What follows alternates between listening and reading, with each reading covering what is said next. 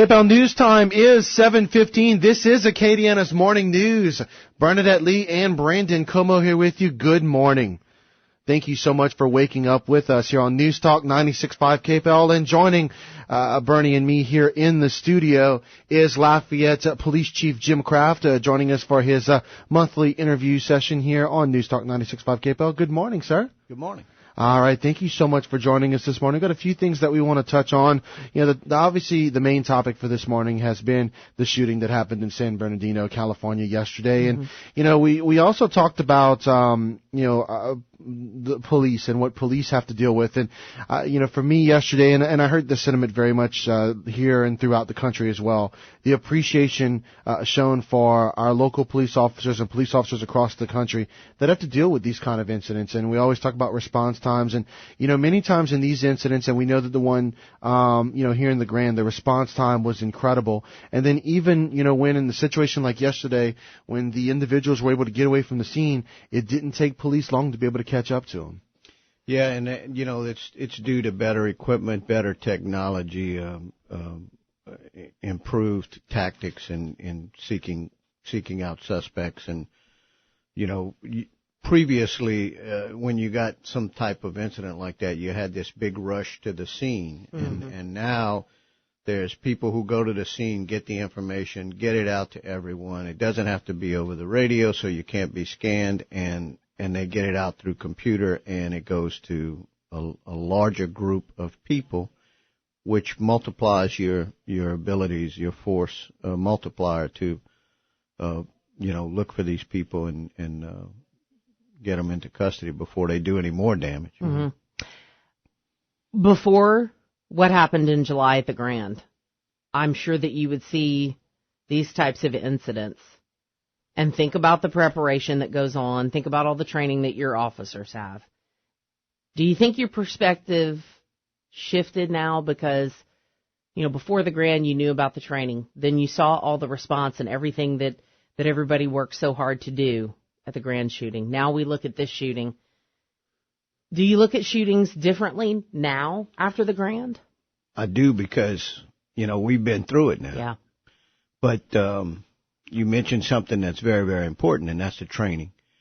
And that's one of the things that helped us in response to our incident was we have been training for years. We don't expect those things to happen. Yeah. We always hope for the best but prepare for the worst. And so our agencies and our law enforcement partners all over the Acadiana area trained pretty hard in active shooters, how to deal with that, all of the different components that go with that aspect of incident.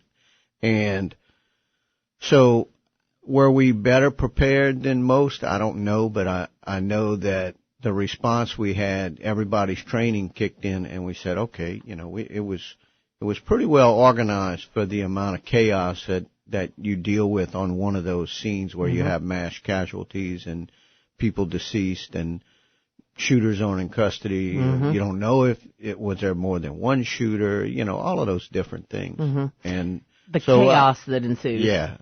So there's certain things you have to do and a protocol to follow. And, our training kicked in when that incident happened. And, the call didn't come in as an active shooter. It came in as there was a man with a gun in the theater. And then as people who were able to get out started calling in, we realized, that sergeant who got on the scene first got back on the radio and said, "This is an active shooter. Give me more everybody." Unit. Yeah, give me everybody right now. And as a result of that response, a team was quickly assembled and went in. And we were a little late because they heard the shot when the shooter self-inflicted. Mm-hmm.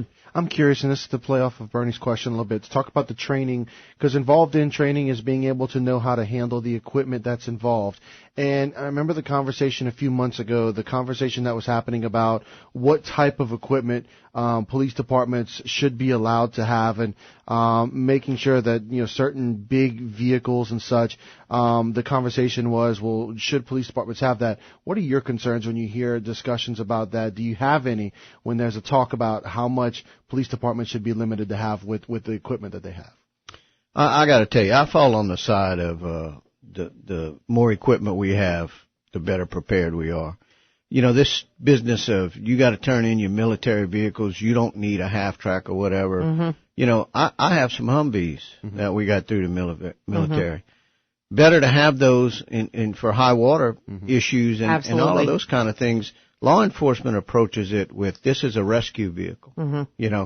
Not to mention the fact that with the number and types of firearms we have out there nowadays, you have to protect your personnel. Mm-hmm. And let's face it, the military has some of the best armor, so why not have local law enforcement? Don't you want your police to have better equipment than the criminals? Well, they talk about demilitarizing the police. Police departments are paramilitary organizations, let's face it, and they need equipment that can best serve their needs when an emergency arises. So I don't fall on that side of we shouldn't have military equipment. I have some AR-15s that we got from the military, some long guns that have been issued to our officers, and it's because that's what we're facing on the street. Mm-hmm. And it's too late after you get in a gun battle to call somebody and say, hey, can you bring us this piece of equipment or that piece of equipment? So, we had an APC, an armored personnel carrier from that we got from Guantanamo Bay. Mm-hmm.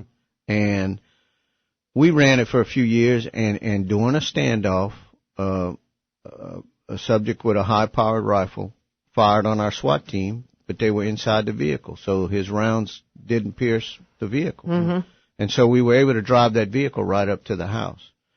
So, you need that type of equipment, and it's not a good thing to get on a scene and say, oh, we need this, let's call for it, and now we sit and wait. Mm-hmm. And don't you think that's part of the problem, is people's perception? They don't know, because how many people have a law enforcement person in their family?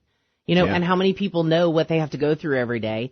It's easy for any of us, including the media, to sit around and say, oh, well, this should have happened, or now this looks too militarized, or now it looks this way, when we don't have the perspective of law enforcement that, and how it really works. And as you said, people who don't live in a neighborhood where there's hell on the streets every day have no idea what goes on and what you're up against. That's right.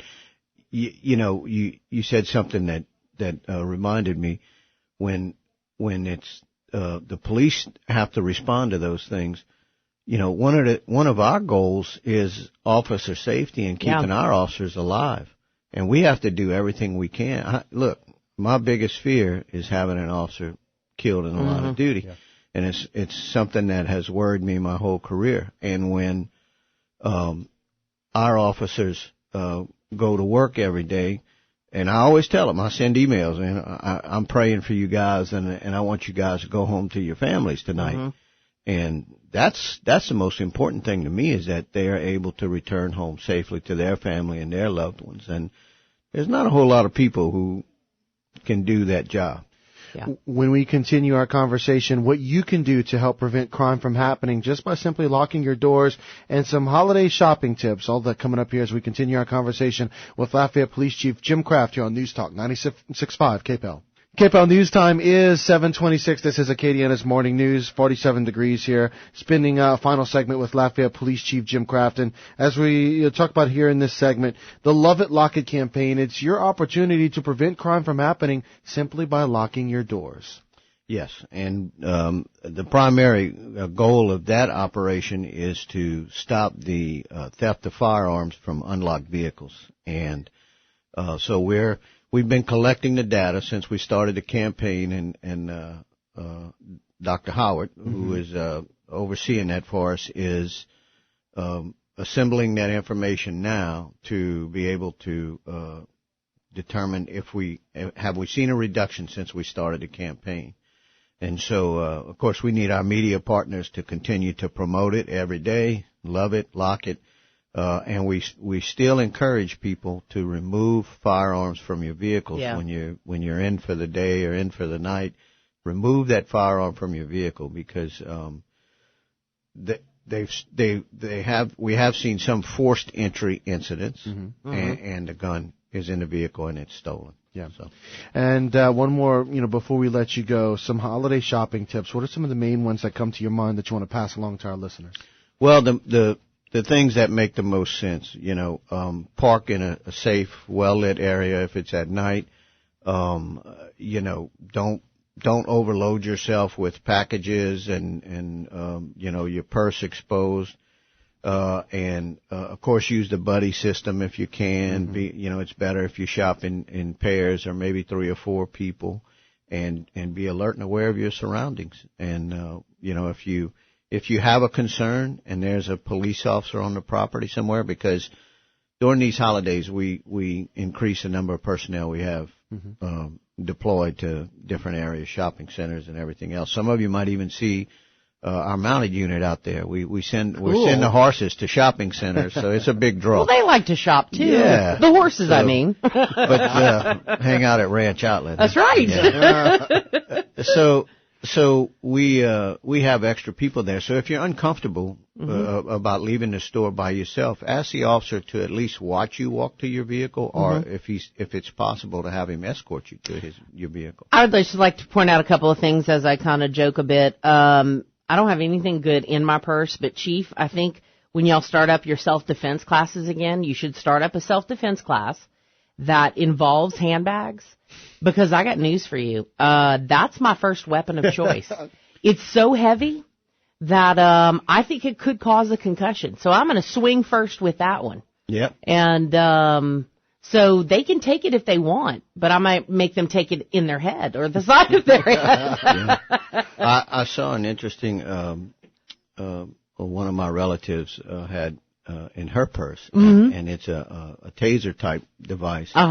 But it can be turned on and off with a key. So you turn it on with the key prior to leaving the store and have it in your hand inside your purse, and then when you're safely in your vehicle and locked up and everything, then you turn it off, and that way you don't accidentally tase yourself or your kids. That's very clever. I shall have to look for that info. Yeah. Lafayette Police Chief Jim Kraft has been our guest this morning, sir. Thank you so much for what you do, and thank you for coming in. Certainly. Enjoy it. Merry Christmas, too, in case we don't get to see you. That's right. This is the December show, so it'll be after Christmas when you see me again. So it'll be a whole new year before we see you again. That's right. KPL News Time is 7:30. Bernie's got news coming up.